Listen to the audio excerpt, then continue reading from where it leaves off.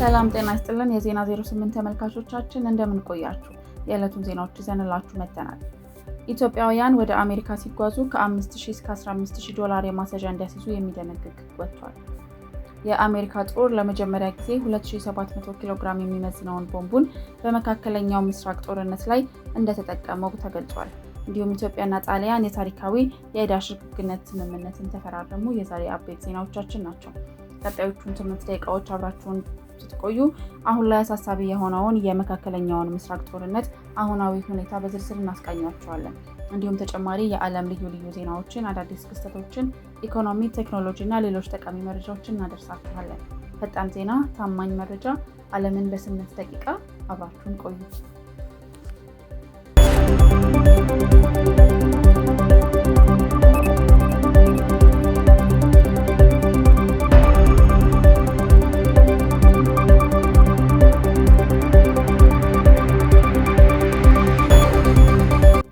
ወደ መጀመሪያው ዜና እናልፋለን። ወደ አሜሪካ ለሚጓዙ ኢትዮጵያውያን አዲስ የቪዛ ማስያዣ ሕግ ወጣ።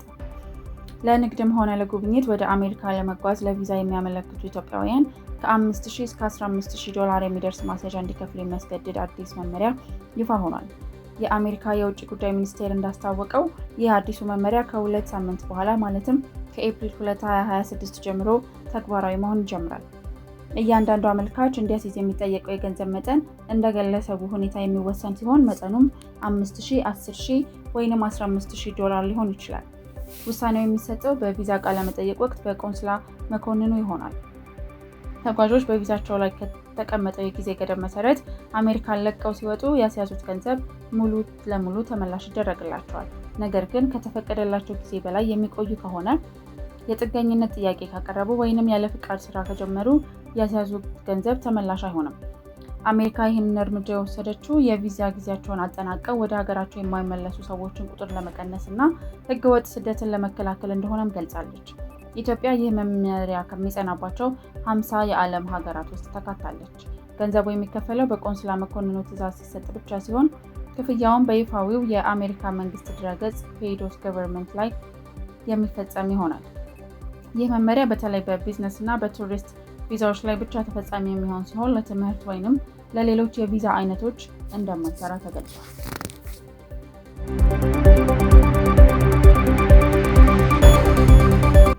20ኛ ቀኑን ያስቆጠረው በመካከለኛው ምስራቅ የተቀሰቀሰው ጦርነት በአሰቃቂ ሁኔታ መቀጠሉን ተከትሎ የደረሱንን አዳዲስ መረጃዎች በቀጣይነት እናቀርባለን።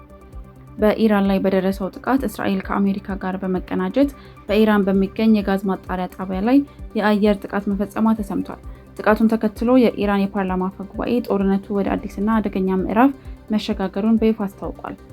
እንዲሁም የኢራን አጸፋዊ እርምጃም ቢሆን የኢራን አብዮታዊ ዘበኛ IRGC በርካታ የባሊስቲክ ሚሳይሎችን ወደ ተለያዩ የክልሉ ኢላማዎች መተኮሱን አስታውቋል። ከነዚህም መካከል በሳውዲ አረቢያ ዋና ከተማ ሪያድ አቅራቢያ የሚገኝ የጋዝ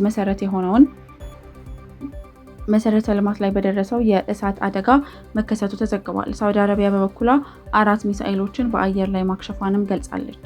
የሆርሙዝ ሰርጥ ስጋትን በተመለከተም ኢራን በዓለም የነዳጅ መስመር ላይ ወሳኝ በሆነው የሆርሙዝ የባህር ወሽመጥ ላይ የባህር ውስጥ ፈንጂዎችን መቅበር መጀመሯና ይህም በዓለም አቀፍ የንግድ ፍሰት ላይ ከፍተኛ ስጋት መደቀኑ ተዘግቧል።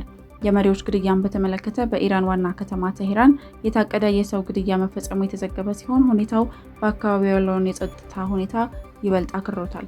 በአሁኑ ወቅት 92 ሚሊዮን ሕዝብ ያላት ኢራን በከፍተኛ ወታደራዊ ውጥረት ውስጥ ትገኛለች። የኢንተርኔት አገልግሎትን በከፊል መቆራረጥ እያጋጠመው መሆኑ ተጠቁሟል።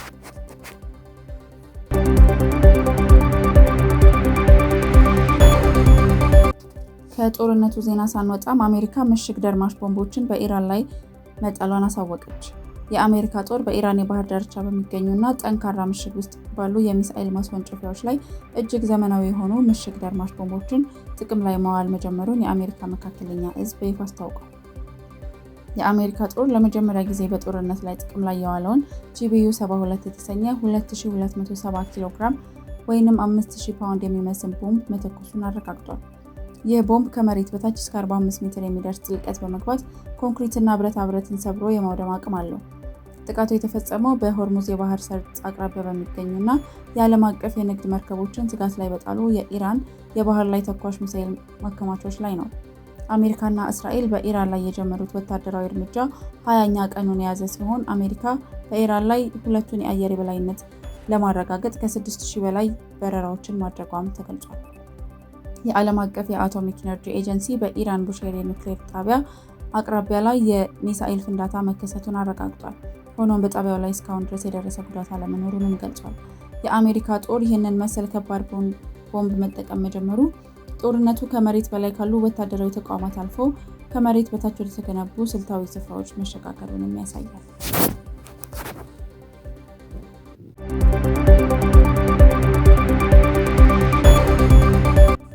ኢትዮጵያና ጣሊያን የታሪካዊ የዕዳ ሽግሽግ ስምምነትን ተፈራረሙ።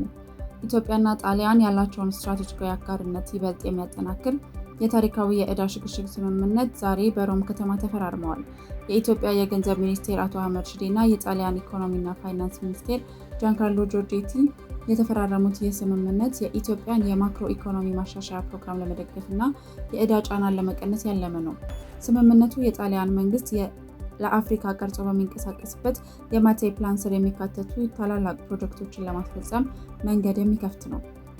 በተለይም በኮይሻ የሃይድሮኤሌክትሪክ ግድብ እና በቢሾፍቱ አየር ማረፊያ ግንባታ ላይ ጣሊያን ያላትን የፋይናንስና የቴክኒክ ድጋፍ እንደምታጠናክርም ተገልጿል።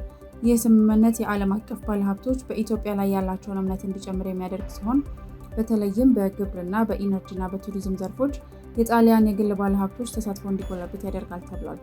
የጣሊያን ጠቅላይ ሚኒስትር ጆርጂያ ሜሎኒ በቅርቡ አዲስ አበባ ላይ በተካሄደው የጣሊያን አፍሪካ ጉባኤ ላይ እንደገለጹት አሜሪካና አውሮፓ ከኢትዮጵያ ጋር ያላቸው ግንኙነት በጋራ ተጠቃሚነትና በእኩልነት ላይ የተመሰረተ እንዲሆን እንደሚሰሩም አረጋግጠዋል። ይህ በቡድን 20 የዕዳ ማዕቀፍ ስር የተደረሰው ስምምነት ኢትዮጵያ ከሌሎች አበዳሪ ሀገራት ጋር ለምታደርገው ድርድርም እንደ ትልቅ ስኬት ይቆጠራል።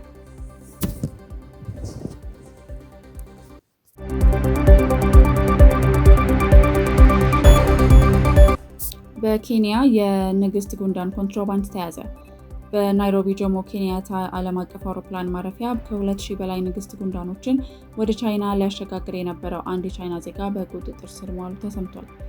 ዣንግ ኬኩን የተባለው ግለሰብ እነዚህን 2000 የሚጠጉ ህይወት ያላቸውን ንግስት ጉንዳኖች በላብራቶሪ የመመርመሪያ ቱቦዎችና በሶፍት ወረቀት ውስጥ ደብቆ በሻንጣው ውስጥ ይዞ ሲጓዝ ነው የተያዘው።